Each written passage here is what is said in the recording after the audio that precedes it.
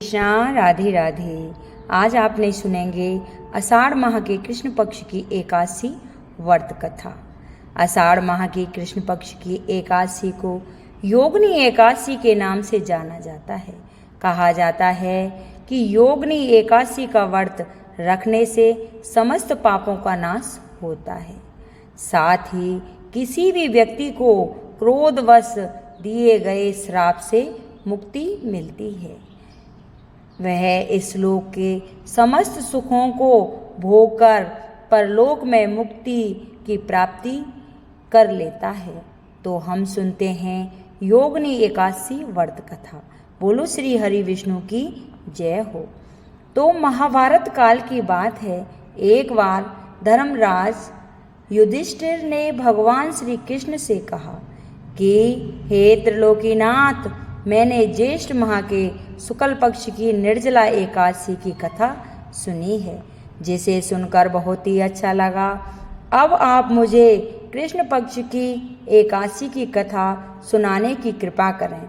इस एकादशी का क्या नाम है और इसका महात्म्य क्या है, सब कुछ मुझे विस्तार पूर्वक बतलाएं। श्री कृष्ण भगवान बोले, हे राजन, आषाढ़ माह के कृष्ण पक्ष की एकादशी का नाम योगिनी है। इसके व्रत से समस्त पाप नष्ट हो जाते हैं और यह इस लोक में सुख तथा परलोक में मुक्ति देने वाली होती है। हे राजन, हे राजेश्वर, यह एकादशी तीनों लोकों में प्रसिद्ध है। मैं आपसे पुराणों में कही हुई एक कथा कहता हूँ, उसे ध्यानपूर्वक सुनो। अलकापुरी नाम की नगरी में एक कुबेर नामक राजा राज्य किया करता था। वह बहुत ही बड़ा शिव भक्त था और भगवान शिव की पूजा किया करता था। उसकी पूजा के लिए एक माली पुष्प लाया करता था। उस माली की पत्नी बहुत ही सुंदर और सुशील थी। उसका नाम विशालाक्षा था। एक दिन वह मानसरोवर से पुष्प ले आया, परंतु कामनावश के कारण पुष्पों को रखकर अपनी स्त्री से माली रमण करने लगा और दोपहर तक नहीं आया। जब राजा कुबेर को उसकी राह देखते देखते दोपहर हो गई, तो राजा ने क्रोधपूर्वक अपने सेवकों को आज्ञा दी कि तुम लोग जाकर हेममाली का पता लगाओ कि वह अभी तक पुष्प क्यों नहीं लाया। जब उसके सेवकों ने उसका पता लगाया तो वहाँ तो देखा कि वह अपनी पत्नी के साथ रमण कर रहा है। तो राजा के सामने और आकर कहा, हे राजन, वह माली अभी तक अपनी स्त्री के साथ रमण कर रहा है। यक्षों की इस बात को सुनकर कुबेर ने हेममाली को बुलाने की आज्ञा दी। हेममाली राजा कुबेर के सम्मुख डरता कांपता हुआ पहुंचा और वहां उपस्थित हुआ और प्रणाम करके राजा से बोला कि हे राजन, आज मुझे पुष्प लाने में देरी हो गई। राजा कुबेर उसको देखकर बहुत ही क्रोधित हुए और क्रोध बस राजा ने कहा, हे पापी, महानीच, कामी, तूने मेरी पूजनीय ईश्वरों के भी ईश्वर शिवजी का भी अनादर किया है। इससे मैं तुझे श्राप देता हूँ कि तू स्त्री का वियोग भोगेगा और मृत्यु लोक में जाकर कोढ़ी होगा। कुबेर के श्राप के प्रभाव से वह उसी क्षण स्वर्ग से पृथ्वी पर गिर पड़ा और कोढ़ी हो गया। उसकी स्त्री भी उसी समय अंतर्ध्यान हो गई।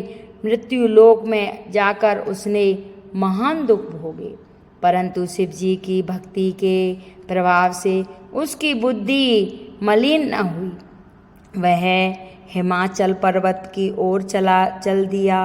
वहां पर चलते चलते वह मार्कंडे ऋषि के आश्रम में पहुंचा। वह ऋषि अत्यंत वृद्ध तथा तपस्शाली थे। उनको देखकर वह हेममाली वहां गया और उनको प्रणाम करके उनके चरणों में गिर पड़ा। उसको देखकर मार्कंडेय ऋषि बोले कि तूने कौन से कुकर्म किए हैं जिससे तू कोढ़ी हुआ है और महान दुख भोग रहा है। इस पर हेममाली बोला, हे मुनि, मैं यक्षदान कुबेर का सेवक हूँ। मैं राजा की पूजा के लिए नित्य प्रति पुष्प लाया करता था। एक दिन अपनी स्त्री के साथ विहार करते करते मुझे देर हो गई और दोपहर तक पुष्प लेकर नहीं पहुंचा सका। उन्होंने मुझे श्राप दिया कि तू अपनी स्त्री का वियोग भोग और मृत्यु लोक में जाकर कोढ़ी बन जा तथा दुख भोग। इससे मैं कोढ़ी हो गया हूँ और महान दुख भोग रहा हूँ। अतः आप कोई ऐसा उपाय बतलाइए जिससे मेरी मुक्ति हो सके। इस पर मार्कंडेय ऋषि बोले कि हे भाई, तूने मेरे सम्मुख सत्य वचन कहे हैं, इसलिए मैं तेरे उद्धार के लिए एक व्रत बताता हूँ। यदि तू आषाढ़ माह के कृष्ण पक्ष की योगिनी नामक एकादशी का विधि पूर्वक व्रत करेगा तो तेरे सभी पाप नष्ट हो जाएंगे। इस पर हेममाली बहुत ही प्रसन्न हुआ और मुनि से मीठे शब्दों में बोला कि आप मुझे योगिनी एकादशी की विधि और व्रत पूरा बतलाइए। इसके प्रभाव से मैं सही हो जाऊंगा और इस व्रत को पूरा करूंगा।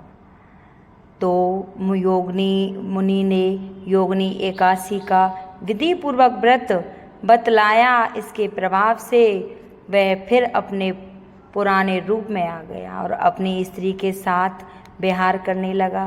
हे राजन, इस योगिनी एकादशी की कथा का फल 88 सहस्त्र ब्राह्मणों को भोजन कराने के बराबर है। इसके व्रत से समस्त पाप दूर हो जाते हैं और अंत में स्वर्ग की प्राप्ति होती है। कहा जाता है कि व्यक्ति को पूजा आदि धर्म कार्य में आलस्य या प्रमाद नहीं करना चाहिए, बल्कि मन को संयम में रखकर सदैव ईश्वर की सेवा में तत्पर रहना चाहिए।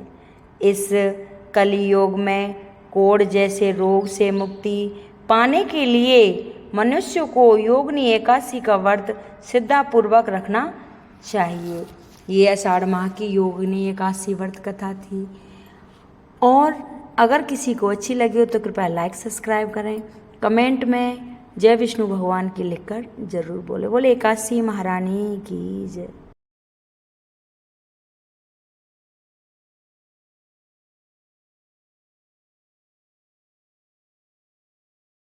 कृष्णा, राधे राधे।